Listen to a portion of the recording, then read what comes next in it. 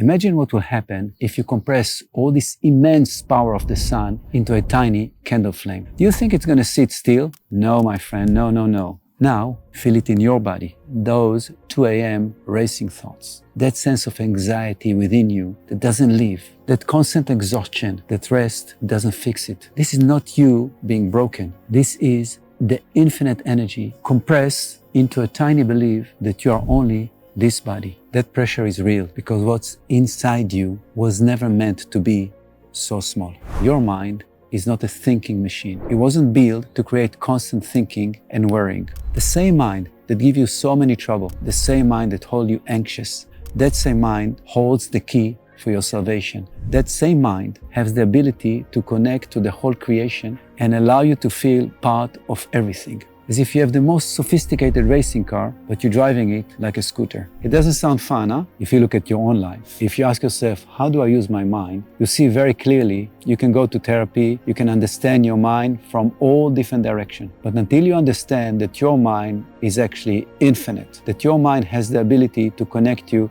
with the whole creation. Of course, it takes training, like going to the gym, like training yourself in any other thing. You can train yourself to make the real good use of your mind. Most of us, in fact, are enslaved by our mind because we are convinced that who we are is the mind. So if the mind had a thought, we say, I think. If the mind craves something, you see, I really want this. We always put the I below the mind, but we never put the I above the mind. Imagine how it will be for you to be above it, to look at it and to have the freedom to choose what I want to do with that thought. Is it something that is useful for me? Is that thought giving me energy and actually robbing me from power? Imagine how it will be when you can observe every thought and be free to decide, this is good for me and this is actually bad for me. Being constantly above that stream of thought. In fact, most people tell me that what really makes them exhausted is that constant thinking and constant worrying, as if their mind is constantly giving them the feeling that something is wrong with their life. There's never peace. Now, that constant thinking is not a fault, it's just a habit. Imagine that this whole majestic and powerful and radiant sun will compress itself into a candle flame. It doesn't make sense, huh? Of course, because the minute that happens, it'll burst like crazy. That's exactly what's happening in your mind. That's exactly the reason why you're exhausted and why you're anxious. Exactly because of that. Because your mind, or better saying, your existence must be infinite. This is how the whole creation operates, as one unity, as universe. The whole creation operates as one vibration. When you identify with your mind as you, immediately you're pulling this vast, infinite power available for you, and you're shrinking it into your system, into your head, into your identity. And as a result, your system starts to get so overloaded with energy that doesn't know where to go.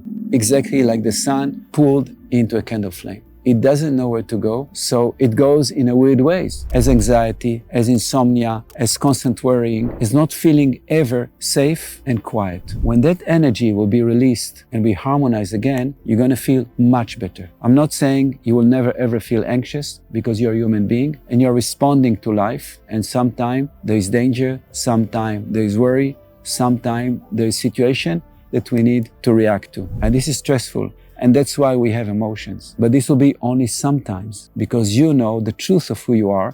Now, being infinite doesn't mean that you stop being a human being. Feeling connected to the whole creation doesn't stop you being a human being and functioning in the most natural way, doing everything. In fact, when you feel connected to life, anything you're gonna do much better because there is not that stress and tension of that energy locked inside you. On the contrary, you feel connected. So if you talk, the information will come to you straight. If you dance, you feel that you're connected and you can move without limitation. If you talk with people, you feel that your heart is connected to the other people. If you look at nature, you feel that you are one with the trees, with the plants, and even with the space between everything. That's a healthy existence. That's a healthy human being. A being that feels completely one with all there is. Waking up to this unity is not a spiritual call necessarily. It's not a religion. It's the most practical thing a human being can do in one's life. Moving out from this slavery and the illusion that I'm only my mind to the liberation that I'm all there is actually what I believe to be the reason why you are here on this planet.